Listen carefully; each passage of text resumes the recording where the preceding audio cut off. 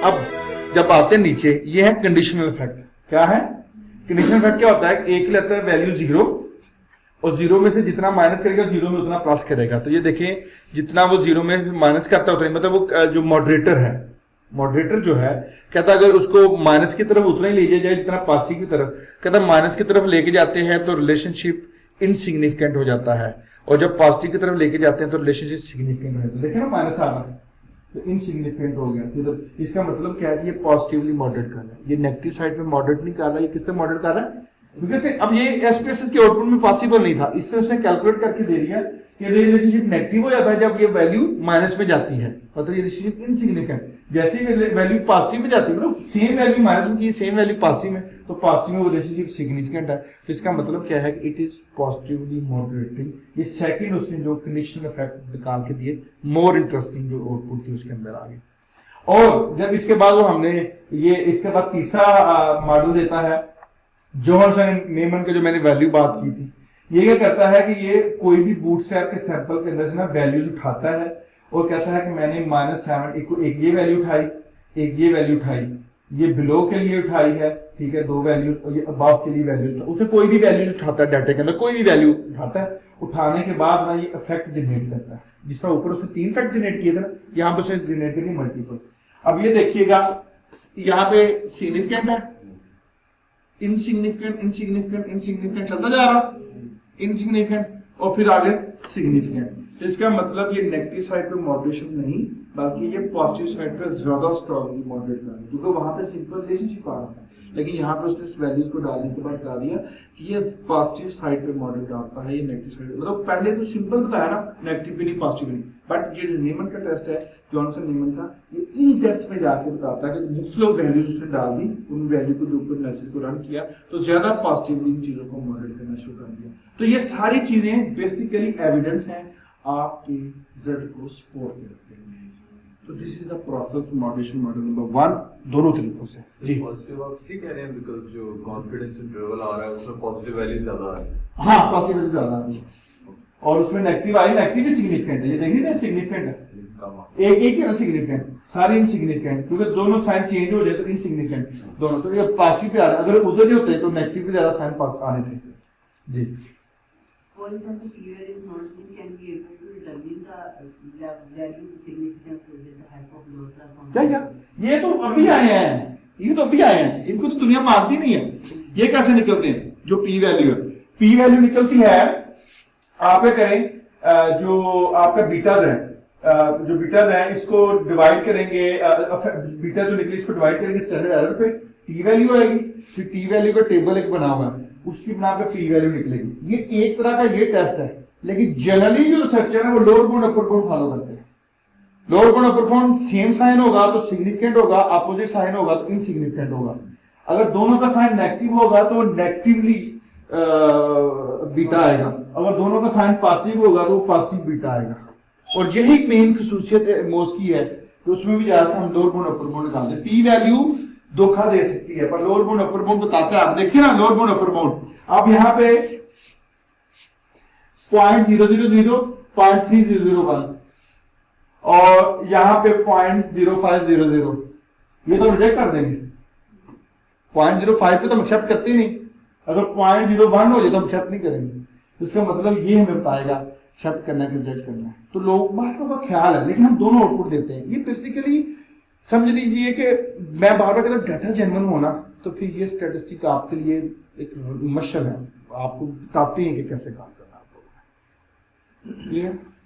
अच्छा, इनकी वैल्यूज भी मैंने देख ली, क्योंकि मैंने एक दफा इतनी हैंडी भी बात की थी कि अगर इनकी क्लास में तरह से कोई भी एक वैल्यू 0 के इक्वल हो जाए तो वो भी सिग्निफिकेंट हो जाए, लेकिन देखिए वो इनसिग्निफिकेंट आ रहा है, वो इनसिग्निफिकेंट हम 0.05 कह रहे हैं। आप देखें 0.00 हो सकता है, वैसे फर्क नहीं पड़ना चाहिए। हम चेक करते हैं इसको, मैं बूट सैंपल पढ़ाता हूँ, प्रोसेस, और 5000 की बजाय 10,000 कर देते हैं। तो ये इसी की सेंसिटिविटी चेक करने के लिए हमने कहा है ना, ओके कर देते हैं।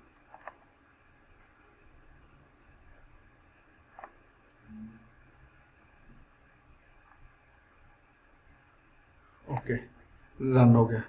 अब इसमें देखें तो वो नहीं, कोई फर्क नहीं पड़ा उसकी वजह से, लेकिन है इनसिग्निफिकेंट। कोई 0.05 पे हम तमाम को इनसिग्निफिकेंट कंसीडर करते हैं, लेकिन अगर 0.01 इधर आ रहा हो तो फिर हम किस तरह उसको डिटरमिन करेंगे? मकसद सिर्फ ये है कि ये जो वैल्यूज है ये क्लोजर टू जीरो का मतलब सिग्निफिकेंट है। वो बात तो ठीक है आपकी, लेकिन मैं कह रहा हूं कि दोनों का साइन पॉजिटिव है तो आपका सिग्निफिकेंट है। लेकिन अब 0 वैल्यू आ रही है तो इसको हम नहीं दे सकते। लेकिन यहाँ पे अगर इस रिलेशनशिप की बिना पे हाइपोथेसिस एक्सेप्ट रिजेक्ट कर देंगे तो हमारी गलती होगी, वो टाइप 1 के एरर में आ जाएगा। इसका मतलब हमें और डेटा कलेक्ट करना पड़ेगा ताकि उनकी वैल्यू बेहतरी की तरफ आए, उनकी वैल्यू बेहतरी की तरफ आए, और डेटा कलेक्शन की तरफ हम लोगों को जाना होगा। नो डाउट 0.03 वैल्यू ये जो रिजल्ट है ना ये वाले, ये ठीक है, ये जो है ये यहाँ तक ये जो रिजल्ट है ये न्यूट्रल रिजल्ट है, मतलब ये सेंसिटिव यूजलेस है क्योंकि इसके अंदर वो प्रॉपर तरीके से एक्सप्लेन नहीं कर रहा। ये जो बता रहे हैं ना ये वैल्यूज ये भी यूजलेस है, देखो माइनस पॉजिटिव यूजलेस है 0.5। तो ये basically lower bound upper bound को हम देखते हुए फैसला करते हैं। तो मैंने जल्दी आपको बताया कि आप यहाँ से ड्रा करेंगे पॉजिटिव साइड ज्यादा आ रही है, इसका मतलब पॉजिटिव मोटिवेटिंग पॉजिटिव मोटिवेट कर रहे हैं। सर रूल्स कभी हम रूल्स इसलिए लेते हैं कि हम टाइप 1 एरर टाइप 2 एरर को कंट्रोल करना है, तो उसकी लॉजिक बूटस्ट्रैपिंग हम बेसिकली इसलिए करते हैं कि ये जो लोअर बाउंड अपर बाउंड है इनकी सेंसिटिविटी को चेक कर सकें। बेसिकली इनको कंट्रोल करने का मतलब ये है, इन माय एक्सपीरियंस हम टाइप 1 टाइप 2 एरर को कंट्रोल कर रहे होते हैं। मेरे एक्सपीरियंस में जो मैं देखता हूँ, मैंने पढ़ा नहीं है लेकिन मेरे एक्सपीरियंस में ऐसा ही होता है कि टाइप 1 टाइप 2 एरर को कंट्रोल करना और हाइपोथेसिस को रिजेक्शन एक्सेप्टेंस से लिख लेना कि इनकी बिना पर निकाला जाए। क्योंकि अगर डाटा में मल्टीवेरिएट आउटलायर होंगे तो रिजल्ट अफेक्ट हो सकते हैं, लीनियर रिलेशनशिप अफेक्ट हो सकता है, लेकिन ये उस लीनियर रिलेशनशिप को कंट्रोल कर लेगा। जी नो टी वैल्यू की बेस पे पी वैल्यू आती है, टी वैल्यू की बेस पे पी वैल्यू आती है। ये एक अलग तरीका सिग्निफिकेंस का एक अलग तरीका है कि टी वैल्यू आती है तो स्टैंडर्ड एरर को फैक्ट पे डिवाइड करते हैं, तो बीटा पे डिवाइड करते हैं तो फिर आपका आता है। तो ये टी वैल्यू है सिग्निफिकेंट, टी टेस्ट, जी टेस्ट, पी वैल्यू, ठीक है, और भी काई स्क्वायर, ये सारे टेस्ट सिग्निफिकेंस मालूम करने के लिए ना बेसिकली कि आपके सिग्निफिकेंस है कि नहीं है। तो आपका ये पी वैल्यू फाइनल है, तो पी वैल्यू इनकी बिना पे कैलकुलेट होती है। जब कभी भी आपका स्टूडेंट आए और सारे पी आ रहे हो तो आप खामोशी से क्या करें कि उसका बीटा को स्टैंडर्ड पे डिवाइड करें टी वैल्यू का स्टैंडर्ड क्या होता है 1.96 है, 2.32 है। 1.96 देखिए कहाँ पे 1.96 होगा ना, जहाँ पे 1.96 वहां पे 95% पे वो एक्सेप्ट हो रहा होगा। ये 1.9654 है, हालांकि ये 54.5500 है, इस पे लोग एक्सेप्ट कर देंगे इसको, लेकिन इसकी बेस पे हम रिजेक्ट कर देंगे, इसकी कोई जीरो आ रहा है इसका। तो अब ये जब जैसी वैल्यू 1.96 से ऊपर जाएगी 2.32 पे तो फिर कॉन्फिडेंस लेवल चला जाएगा 99% पी वैल्यू। और जैसे ही वैल्यू ये 4 5 किस पे जा रही है, ये किस पे 0 हो रही है, 4 प्लस पे जाती है ना वैल्यू, जी 4 प्लस पे जाती है, 4.2 है, 4.2 या 4.1 है, तो फिर ये 99.99% है, मतलब ये टेबल है। तो हम जब डेटा एनालिसिस में बैठे होते हैं तो जनरली हम ये चाहते हैं कि डेटा एनालिसिस जनरल करो चाहे हाइपोथेसिस रिजेक्ट हो, लेकिन मैनिपुलेशन ना करो। तो मैनिपुलेशन को पकड़ने के आसान टिप है टीचर्स के लिए कि आप इनको बीटा को स्टैंडर्ड एरर पे डिवाइड करें, टी वैल्यू, फिर टी वैल्यू से डिटरमिन करेंगे पी वैल्यू क्या आ रही है। ये सेम टेबल कॉपी करके ना आप लोग इसको दिखा देंगे कि हमारे बीटा पॉजिटिव किस तरफ जा रहे हैं, यही टेबल कॉपी करना, सारा कुछ सपोर्ट करना, but this is the additional support to your. आप इसके अंदर ये शो कर देंगे तो क्या होता है, पेंडिंग्स ही देना होता है ना, टेबल ही देना होता है, पेंडिंग्स देना होता है, शो कर दो इसके अंदर। इनफैक्ट जी ऊपर से लिखा तो है कि moderator value defining Johnson Neyman significance region, the conditional factor of X on Y at values of the moderator M. तो वी कैन, हम तो सिंपल शॉर्टकट खेलते हैं ना, we can say that they are more positive beside values are significant, that's why it's positively motivating on the dependent variable, relationship of highway to dependent variable। इस तरह करना ना। अब ये बेसिकली समझ आ गया सर। अब इसके अंदर ना इसने एक टेबल जनरेट किया है, ये है नीचे। अब इस इफेक्ट को आप लोगों ने कंट्रोल करना है, इस इफेक्ट को, और इस इफेक्ट की शक्ल देखनी है। ये उसने कहा ये टेबल ना यहां से ना ये वाला देखिएगा, डाटा लिस्ट फ्री वीडियो, यहां से कॉपी करके ना कहता ये जो नीचे यहां से लेके यहां तक कॉपी पेस्ट करें तो आपकी वो बन जाएगी, डायग्राम बन जाएगी। इसके अंदर ये डाटा को पेस्ट करना आप लोगों ने सिंटैक्स में। तो मैं इसको डबल क्लिक करूंगा, पहले डबल क्लिक, ये मुझे इसकी एक्सेस मिल जाएगी, ये एक्सेस आ गई मेरे पास। अब यहां से यहां पे एनालिसिस नोट्स वार्निंग्स, यहां से मैं कॉपी करते हुए डाटा लिस्ट तक जाऊंगा। क्लियर, कंट्रोल सी आप चले जाएंगे SPSS में और अपनी फाइल में, कहाँ पे है वो फाइल, आउटपुट में चले जाएं या वो फाइल में चले जाएं जो हमारी फाइल है। तो इस पे हमारा एनालिसिस जो था वो रन हुआ था। ओके, मैं अब जो ये कमांड R की कमांड है, R समझे इसे, फाइल न्यू और सिंटैक्स ओपन करेंगे। अब यहां पर ना प्रॉब्लम ये है कि मैंने काफी सारी फाइलें ओपन की हुई हैं, ये मैं शॉर्टकट बताने लगा हूं। लोगों को कहते हैं अभी मैं कमांड कंट्रोल V करता हूं, एंटर कंट्रोल V, ये कमांड रन की ना, इससे मैं कहता हूं कंट्रोल A सारा सेलेक्ट किया, ये प्ले का निशान है, ये रन का निशान है। रन करूंगा ना जब, तो वो रन नहीं करेगा। कि कर दिया रन उसने, ठीक है, उसने स्टार्ट लिया उस कमांड को, ठीक है, क्लियर हो गया वो फाइन। अब ये उसने कमांड रन कर दिया कि नेगेटिव साइड पे little bit,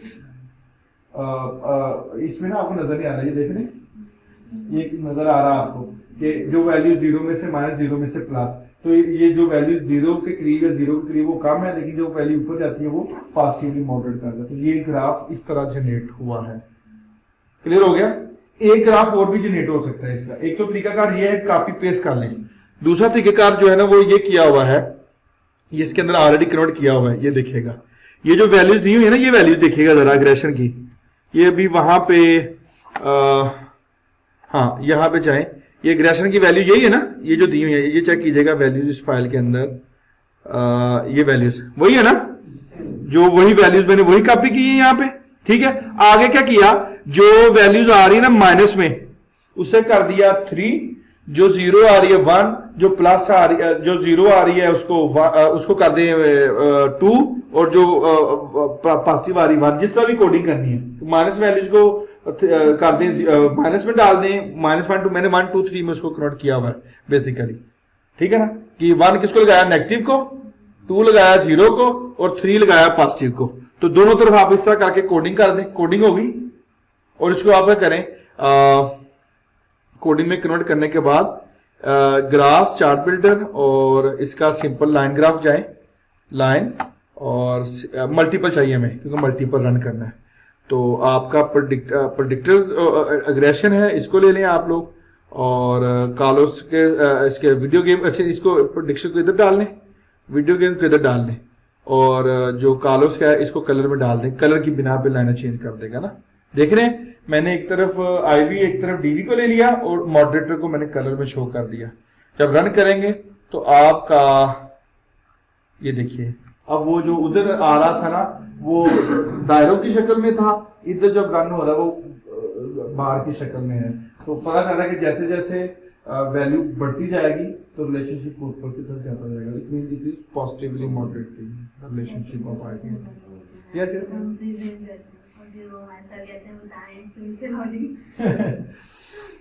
is it clear?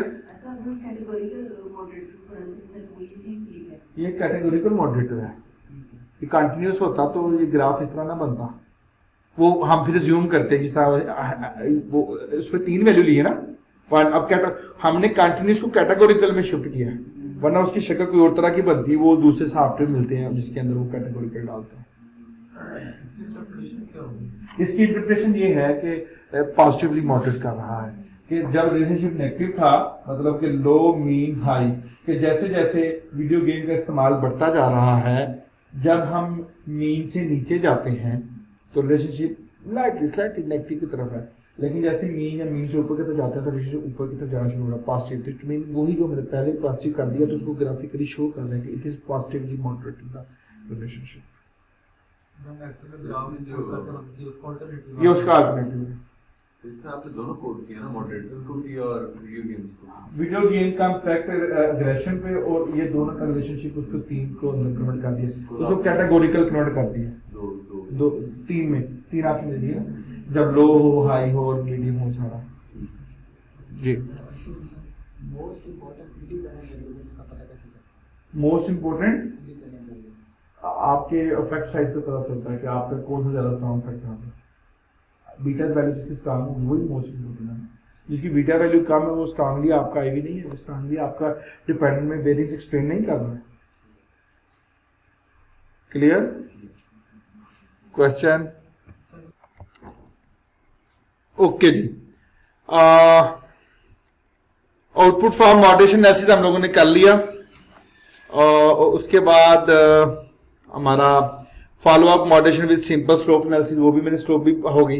अब इस रिजल्ट को अगर आपने रिपोर्ट करना है तो ये सेम टू सेम वहीं से उठाया है साइड फील्ड की बुक से, के उन्होंने जिस तरह से उसको साइड किया कि आपने किस तरीके से रिपोर्ट करना है, सेंटर्ड कॉलोस्टेट गेमिंग, और दोनों का आप लोगों ने मल्टीप्लाई किया, और ये बीटा की वैल्यूज जो दी हैं, ये बीटा की वैल्यू आ गई, उसके साथ स्टैंडर्डाइज बीटा और स्टैंडर्ड की वैल्यू को जिस तरह शो किया, स्टैंडर्डाइज बीटा की वैल्यू, ये रिपोर्ट करना आप पे डिपेंड करता है। You have to simple present that ये मेरे रिजल्ट्स हैं, लिखिए जिस तरह मर्जी कि there is a significant moderate relationship of callous on between the relationship of gaming and aggression behavior with this beta value, वो आपने जिस तरह भी इसको स्टैटिस्टिकली डिफाइन करना है, तो we will move to that.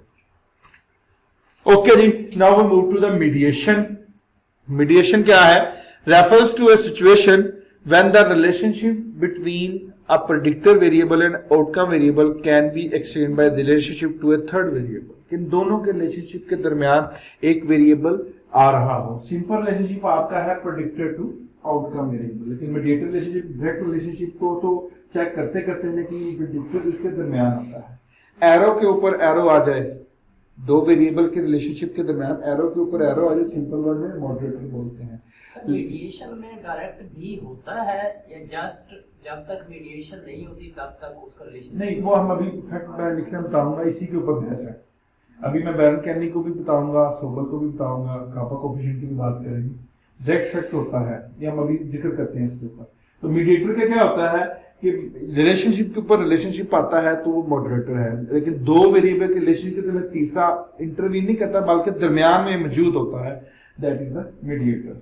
इसकी जनरली एग्जांपल ये दी जा सकती है कि जो लोग मतलब अगर हम जनरली इस बात को कहें कि जो लोग स्मोकिंग करते हैं उनकी डेथ जल्दी हो जाती है, इसका आपस में रिलेशनशिप नहीं है। अगर ऐसा होता हो कि सारे मर जाए, लंग कैंसर आता है, स्मोकिंग करते हैं लंग कैंसर होता है, लंग कैंसर होता है तो फिर वो डेथ रेशियो की तरफ चला जाता है। ये जो लंग कैंसर है, it is mediating between the relationship to create the relationship. जो लोग नहर पे नहाने, जो लोग आइसक्रीम खाते हैं, वो डूब के मर जाते हैं।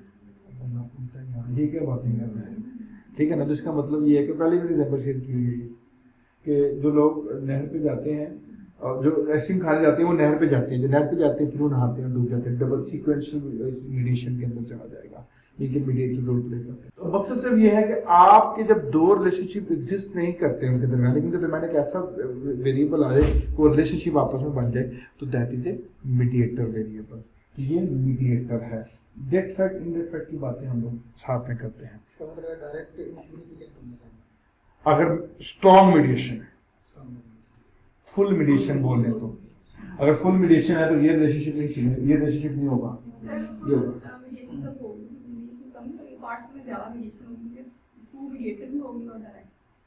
लेकिन वो पार्शली है ना, इसका मतलब क्या है कि मेरा भी इन्फ्लुएंस है, उधर से भी इन्फ्लुएंस है। वो कंपाउंडर उसको कहते हैं, जो पार्शियल मीडिएटर कंपाउंड कर रहा है उसके अंदर। बैरन कैनी 1986 में mediation is tested through 3 regression model. उस वक्त इससे टेस्ट की जाती थी। Predicting the outcome from the predictor variable, जैसा मॉडरेटर में होता था, आईवी का इंपैक्ट डीवी पे चेक किया जाता था। Predicting the mediator from the predictor variable, IV का इंपैक्ट मीडिएटर पे चेक किया जाता था। And predicting the outcome from both the predictor variable and the mediator, फिर आईवी और मीडिएटर दोनों का इफेक्ट जो था वो चेक किया जाता था। किसके ऊपर? मॉडरेटर में क्या था? IV to DV, IV DV to moderator, दोनों की डिफरेंस इसमें बैरन के मुताबिक IV to DV, IV to mediator, फिर आईवी और मीडिएटर का इफेक्ट किसके ऊपर चेक करना है आप लोगों ने? किसके ऊपर चेक करना है?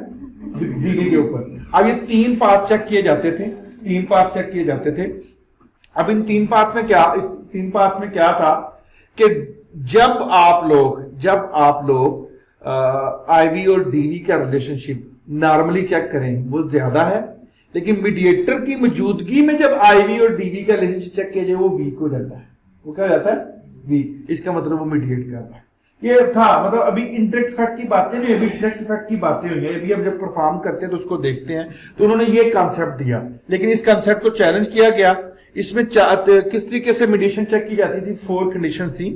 ये 3 उसके मीडिएशन को चेक करने के रिग्रेशन मॉडल रन करने पड़ते हैं पेरेंट करने के मुताबिक, को जो 4 कंडीशन पूरी करनी पड़ती है। कंडीशन क्या है? The predictor mean IV must significantly predict the outcome, मतलब डीवी, आईवी का सिग्निफिकेंट इंपैक्ट होना चाहिए डीवी पे। The predictor must significantly predict the mediator, IV का सिग्निफिकेंट इंपैक्ट होना चाहिए मीडिएटर पे, मतलब आईवी का मीडिएटर पे। अब mediator must significant predict the outcome, और मीडिएटर का भी इफेक्ट किस पे होना चाहिए? डीवी पे। अगर इसको मैं स्टैटिस्टिकली लेके चलूं तो आईवी, डीवी और मीडिएटर, तो ये भी सिग्निफिकेंट, ये भी सिग्निफिकेंट होना चाहिए। और ये दोनों का उसमें बोला है ना, the predictor significant predict the outcome variable, ये भी। अब ये दरअसल इनकी मौजूदगी में नहीं, ये अलग अलग मॉडल रन होगा। पहले ये रन करेंगे, ये वाला मॉडल रन करेंगे, फिर ये वाला मॉडल रन करेंगे, फिर ये वाला मॉडल, अलग अलग तीनों मॉडल रन कर लिए हम लोगों ने। तीनों का आपस में सिग्निफिकेंट इफेक्ट होना जरूरी है। Then the predictor variable must predict the outcome variable less strongly in model 3 than in model 1. अब क्या है कि model 3 में mediator must significantly predict the outcome variable, तो क्या कह रहा था? predictor variable must predict the outcome variable less strongly in model 3 than in model 1. अब model 1 में ये देखिएगा जरा, model 1 में हमने क्या किया था? आईवी डीवी का रिलेशनशिप किया। 2 में ये 3 में जब मीडिएटर और डीवी चेक करना, साथ में आपने आईवी को भी शामिल करना है ना, मतलब आपने पहले स्टेप में आईवी और डीवी को, आईवी और डीवी को चेक किया, पहला स्टेप नंबर 1। स्टेप नंबर 2, आपने आईवी को मीडिएटर के साथ टेस्ट किया, और स्टेप नंबर 3, आईवी और मीडिएटर दोनों को आप लोगों ने डीवी के साथ चेक किया। अब वो कहता है the predictor variable must predict the outcome variable less strongly in model 3 than in model 1। समझ आ रही है नीचे? The predictor variable must predict the outcome variable less strongly in model 3, कि यहां पर वो लेस हो जाए। यहां पे वैल्यू 1 है तो यहां पे वैल्यू 0.5 चली जाए, यहां पे वैल्यू, इसका मतलब क्या है कि आईवी के ऊपर 5, इसका मतलब क्या है कि वो ओवरऑल स्ट्रॉन्ग थे। इस मीडिएटर की मौजूदगी में ये वैल्यू क्या हो जाएगी? कम हो जाएगी। इसका मतलब ये रिलेशनशिप आने से वो वीक हो गया। ये मॉडरेटर तो नहीं है लेकिन वीक हो गया, ये मीडिएटर है। लेकिन इसके ऊपर फिर क्रिटिसिज्म हुई नहीं, हाँ वो बाद में वो किताब आई ना, लेकिन क्रिटिसिज्म हुई। अभी डेविड कैनी ने बड़ा स्ट्रॉन्ग इसके ऊपर अपनी वेबसाइट है, उसका पोर्टल है डेविड कैनी का मीडिएशन के ऊपर। आप जाके सिंपल लिखेंगे ना डेविड कैनी पोर्टल, तो आपको उसकी वेबसाइट मिल जाएगी जिसमें बड़ी डिटेल में अब बातें की है। उसमें सोबर को भी कंसीडर किया है। उस वक्त 1986 में हुआ कि ये क्या मजाक हुआ, उसका काम हो जाए, मॉडरेटर भी तो कर सकता है।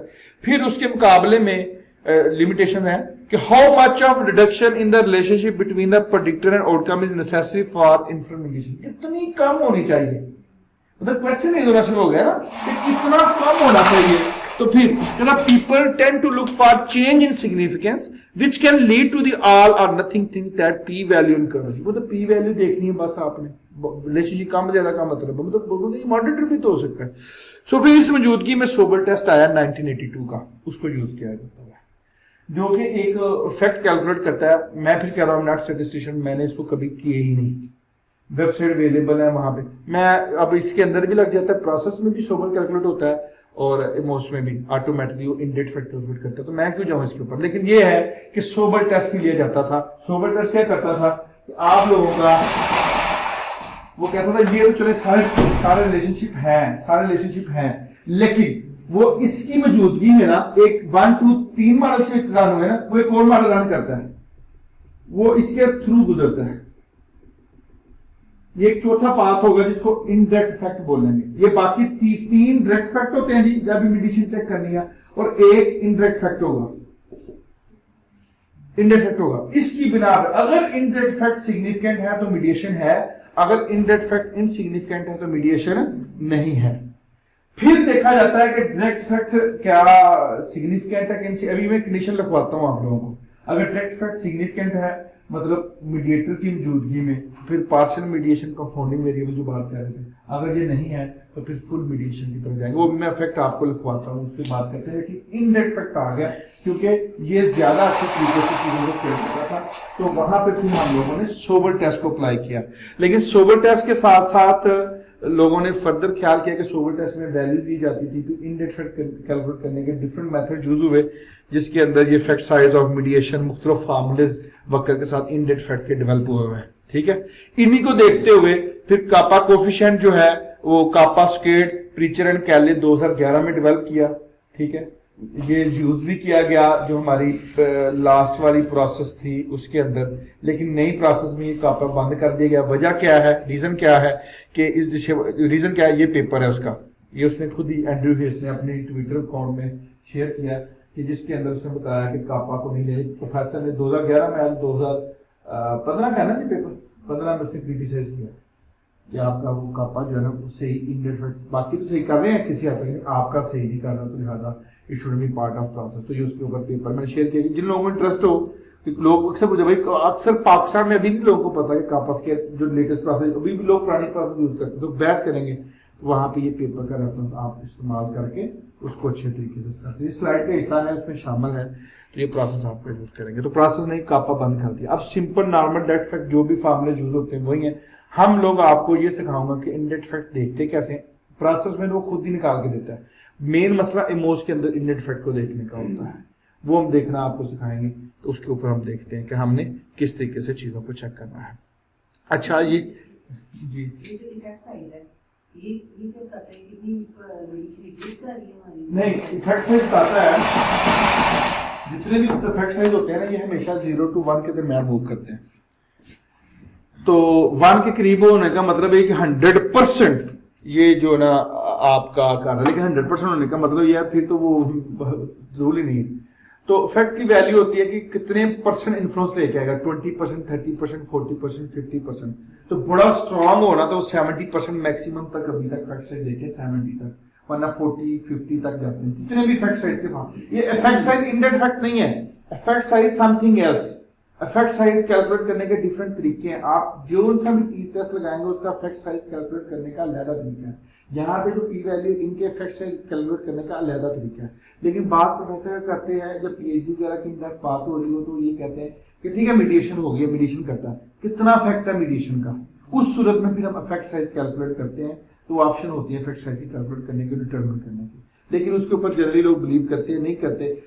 इमोज के अंदर भी मैं मैनुअली शायद कैलकुलेट, इमोज के अंदर होगी नहीं तो मैनुअली नहीं, उसमें नहीं, इमोज में नहीं है, वो सोबर टेस्ट में हो, उसमें क्या पता, लेकिन वो मैनुअल कैलकुलेट करना पड़ता है ना, वो मैनुअल कैलकुलेट करना पड़ता है। वो आप जब भी लिखेंगे उसका मैनुअल फार्मूला होगा, वो जरूर मिल जाएगा, नेट पे लिखेंगे मिल जाएगा। इफेक्ट साइज रिलेशनशिप होता है। अच्छा जी, ये हमारे सामने एक मीडिएशन मॉडल है। तो बात ये हुई है कि हमने जब भी मीडिएशन टेस्ट करनी है, अब इसमें भी दो तरह की मीडिएशन चेक करनी है। एक मीडिएशन है जो गैरन कैनी और बाकी लोगों के इत्तेफाक है, वो एक 2008 में ज़हू टाल ने मीडिएशन की बात की थी। 2008 में ज़हू टाल ने मीडिएशन की बात की थी। मैं उस पेपर को आपके साथ मतलब जो रिसोर्सेज होंगे उसमें शेयर कर दूंगा। ओके जी, रनिंग द मीडिएशन में अब यहाँ पे जब हम आते हैं तो ए बी, ये सी, इसको क्या पढ़ेंगे, सी नॉट पढ़ेंगे, सी प्राइम क्या, ठीक है, सी प्राइम यूज करते हैं, एक सिंपल सी होता है। तो there are 4 facts, A B C and C prime.